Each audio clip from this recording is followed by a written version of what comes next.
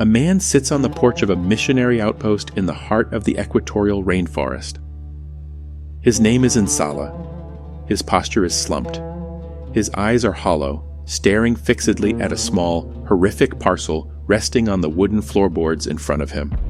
Wrapped in banana leaves are the severed right hand and the severed right foot of his 5-year-old daughter, Boali. She was not killed in a crossfire. She was not the victim of a natural disaster.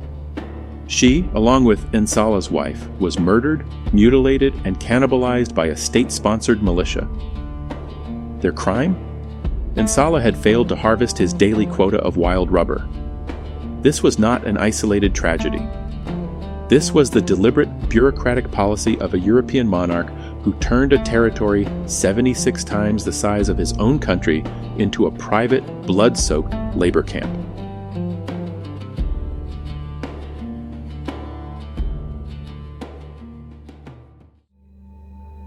Welcome back to Echoes of Africa. Today, we are descending into one of the darkest, most terrifying chapters in human history. We are exploring a silent Holocaust fueled by unfathomable greed, hidden behind a mask of philanthropy.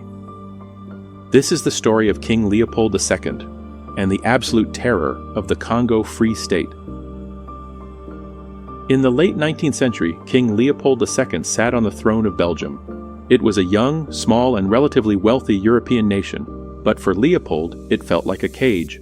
He was a man consumed by a toxic, bottomless ambition. He looked around Europe and saw Britain, France, and Portugal growing incredibly rich off the spoils of their overseas colonies. Leopold wanted an empire. He famously complained that Belgium was a small country with small people, and he desperately wanted a slice of what he called this magnifique gâteau africain, this magnificent African cake. But the Belgian government had absolutely no interest in funding an expensive, risky colonial venture. So, Leopold decided he would simply do it himself. As a private citizen, he did not launch his conquest with an invading army. He was far too cunning for that. He launched it with a public relations campaign. In 1876, Leopold hosted a lavish geographical conference in Brussels. He invited the most famous explorers, politicians, and philanthropists in Europe. With sweeping, impassioned speeches, he declared his intention to form the International African Association. He claimed his sole mission was to bring civilization, Christianity, and free trade to the unexplored heart of the Congo River Basin. He promised to build hospitals, establish scientific outposts, and completely eradicate the brutal Arab slave trade that plagued the region. The world applauded him. They hailed him as a great humanitarian. What we learned in the textbooks was that Leopold was the greatest benefactor Congo ever had because he sacrificed his fortune for the Congolese. It was one of the most successful, devastating lies ever told. To secure his claim, Leopold hired the famous, ruthless explorer Henry Morton Stanley. For 5 years, Stanley traveled up and down the massive Congo River. He met with hundreds of local chiefs, men who had ruled complex, thriving societies for generations. Stanley presented them with legal documents written in a language they did not speak or read. In exchange for a few bolts of cloth, some brass wire, and bottles of gin, these chiefs unknowingly signed away the absolute rights to their land, their labor, and their resources. In 1885, at the infamous Berlin Conference, where European powers arbitrarily carved up the African continent, the superpowers officially recognized Leopold's claim. They handed him personal sovereignty over 2.3 million square kilometers of the Congo Basin. It was not a Belgian colony. It was the private, personal property of one man. He named it the Congo Free State, and almost immediately the gates of hell swung open. Leopold had his empire, but empires are expensive to run. He had poured his personal fortune into funding Stanley's expeditions and building a massive railway to bypass the river rapids. He was drowning in debt. He needed a return on his investment, and he needed it fast. Initially, he stripped the Congo of its ivory. Massive herds of elephants were slaughtered to make piano keys and billiard balls for the European elite. But ivory was finite. Then, in 1888, a Scottish veterinarian named John Boyd Dunlop invented the inflatable rubber tire. The world changed overnight. Suddenly, there was an insatiable, global demand for rubber to build bicycles, automobiles, and industrial belts. And the Congo rainforest was overflowing with Landolphia ovariensis, wild rubber vines that snaked hundreds of feet up into the jungle canopy. Leopold realized he was sitting on a gold mine, but harvesting wild rubber is agonizing, dangerous work. It requires climbing high into the trees, slashing the vines, and collecting the thick, sticky sap. To transport it, the Congolese workers were often forced to smear the liquid rubber over their own naked bodies. When it dried in the sweltering heat, they had to painfully peel it off, ripping out their body hair and skin in the process. No one would willingly do this work for the pennies Leopold was offering. So, the King of the Belgians instituted a system of absolute, unrelenting forced labor. He issued a decree that effectively nationalized all vacant land in the Congo, meaning everything that wasn't a physical house or garden now belonged to him. The Congolese people were ordered to pay taxes to the state, but since they had no European currency, they were forced to pay their taxes in rubber. To enforce these impossible quotas, Leopold built a terrifying private army known as the Force Publique. The Force Publique was commanded by white European mercenary officers. But the rank-and-file soldiers were African, often men who had been violently conscripted from rival tribes or heavily armed militias brought in from Zanzibar and West Africa. This was a deliberate tactic. By pitting different ethnic groups against one another, Leopold ensured that the soldiers would have no empathy for the villagers they were ordered to subjugate. The terror system operated with mechanical precision. When a detachment of the Force Publique entered a village, they did not negotiate. They immediately rounded up the women, the children, and the elderly. These innocent people were locked inside squalid, suffocating wooden stockades, held entirely as hostages. The men of the village were then given a quota. If they did not go into the jungle and return with enough raw rubber to satisfy the European officers, their wives and children would be starved, repeatedly raped, or murdered. The Congolese men had no choice. They worked until they dropped dead from exhaustion, desperately trying to save their families. But what happened when a village rebelled? What happened when the men fled into the forest, or the rubber vines in their area simply ran dry? The punishment was unimaginable. The village would be completely wiped off the map. The primary tool of discipline in the Congo Free State was the shikot. It was a terrifying whip made from sun-dried hippopotamus hide carved into a sharp corkscrew edge. A single strike from the shikot would slice through clothing and tear open human flesh. Prisoners were routinely staked to the ground and beaten. A sentence of 100 lashes was a guaranteed death sentence, but European officers frequently ordered it for the slightest infractions. Yet, the shikot was not the defining symbol of Leopold's terror. That grim title belonged to the severed hand. The white officers of the Force Publique were under strict orders from Leopold's administration to conserve ammunition. Bullets were expensive, and the administration feared that the African soldiers might use their weapons to hunt for game, or worse, stockpile them for a mutiny. So, a gruesome accounting system was invented. For every single bullet a soldier fired, he had to prove that it was used to kill a rebel. The required proof was the severed right hand of the victim. Soldiers would return to their outposts carrying massive woven baskets dripping with blood, filled to the brim with human hands. They would dump them at the feet of the European officers to be counted. But in the chaos of the jungle, soldiers often used their bullets to shoot monkeys or antelopes to avoid starving. To balance their horrific ledgers, they would descend on innocent villages and simply chop the hands off living people, including the elderly, women, and young children. The severed hand became a grotesque currency in the Congo. Villages would attack neighboring tribes just to harvest hands to pay off the Force Publique and save their own families. A massive industrialized machine of mutilation was sweeping across the heart of Africa, all to ensure that a king sitting in a palace in Brussels could build monumental arches and grand boulevards. The death toll of the Congo Free State defies human comprehension. Historians and demographers estimate that between 1885 and 1908, the population of the Congo was slashed in half. Let that sink in. Half of an entire nation erased. An estimated 10 to 15 million people perished. They were not all shot.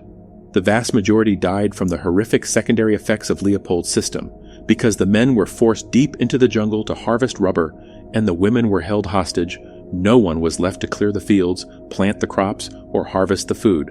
Mass starvation swept across the basin. Exhausted, malnourished, and living in terror, the population was decimated by diseases like sleeping sickness. Millions fled deep into the impenetrable rainforest to escape the force publique, only to die of exposure and starvation in the dark. It was a Holocaust, and for over a decade the entire world was completely, willfully silent. Leopold maintained an iron grip on information. He bribed journalists. He heavily restricted who could enter the Congo. He created fake charities to deflect criticism. But the truth of a crime this massive cannot be buried forever. The cracks in the facade began with a man named George Washington Williams. He was an African-American journalist, historian, and veteran who traveled to the Congo in 1890, genuinely believing Leopold's philanthropic lies. When he arrived, he was horrified by the nightmare he witnessed. He wrote a blistering, deeply detailed open letter to King Leopold, coining the phrase "crimes against humanity" to describe the systemic torture and kidnapping. Leopold launched a massive smear campaign to discredit Williams, but the match had been struck. The true tipping point came from a completely unexpected source. Edmund Dean Morel was a young, sharp shipping clerk working for a British firm in Liverpool. His company held the monopoly on shipping cargo to and from the Congo. Looking at the ledgers, Morel noticed a terrifying discrepancy. The ships arriving from the Congo were packed to the brim with millions of francs worth of highly valuable rubber and ivory. But the ships departing Europe for the Congo were not carrying commercial goods. They were not carrying hospital beds or farming equipment. They were carrying tens of thousands of rifles, millions of rounds of ammunition, and heavy chains. Morel realized the horrifying truth. This was not free trade. This was a massive, militarized slave state. Morel quit his job and dedicated his entire life to exposing Leopold. He founded the Congo Reform Association, sparking the first major international human rights movement of the 20th century. He partnered with courageous Christian missionaries stationed deep in the Congo, who began smuggling out the ultimate, undeniable proof: photographs. Missionaries like Alice Seeley Harris used the newly invented Kodak portable camera to document the atrocities.